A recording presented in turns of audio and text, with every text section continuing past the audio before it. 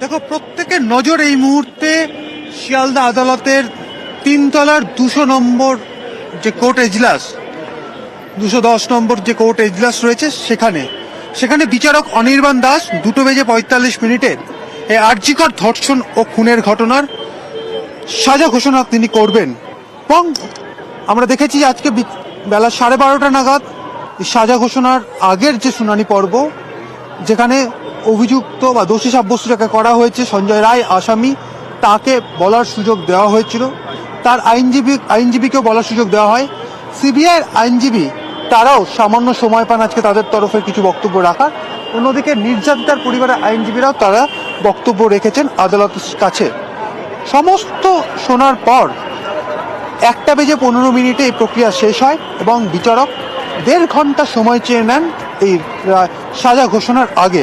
এই মুহূর্তে ঘড়িতে 2:43, 210 নম্বর রুম, সেই রুমের আমরা একটা এই পাশ মানে পেছনের অংশ এই মুহূর্তে দেখাচ্ছি আপনাদের দর্শকদের জন্য, যেখানে পুলিশ মোতায়েন রয়েছে এবং ইতিমধ্যেই 2:30 নাগাদ 2:30 নির্যাতিতার পরিবারের সদস্যরা তারা প্রত্যেকে পৌঁছে গিয়েছেন আদালত কক্ষে পৌঁছে গিয়েছেন অভিযুক্ত দোষী সাব্যস্ত হওয়া আসামি সঞ্জয় রায়ের আইনজীবী এবং সিবিআইয়ের যারা স্পেশাল পিপি তারাও কিন্তু এই মুহূর্তে আদালত কক্ষে রয়েছে। এই মুহূর্তে বিচারক যাচ্ছেন আদালত কক্ষে, সেই ছবি আমাদের দর্শকদের জন্য দেখাচ্ছি। বিচারক যাচ্ছেন আদালত কক্ষে, 210 নম্বর রুমেলা বিচারক ঢুকলেন এই মুহূর্তে আদালত কক্ষে এবং কিছু সময় ঠিক 2:43 বিচারক ঢুকলেন আদালত কক্ষে।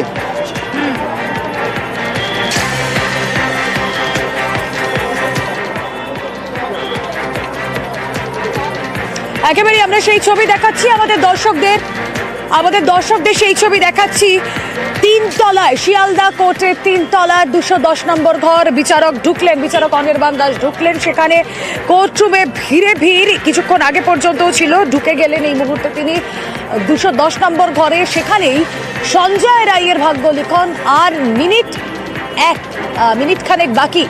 2:44 এই মুহূর্তে ঘড়িতে সময়, 2:45 কি সাজা ঘোষণা হয় সকলের নজর এই মুহূর্তে 210 নম্বর রুমের বাইরে যে ব্যালকনি, সেখানেও ঠিক ভিড় আমরা দেখতে পাচ্ছি। আর উৎসুক মুখের ভিড় একেবারে এই শিয়ালদা স্টেশন চত্বর, শিয়ালদা কোর্ট চত্বরে।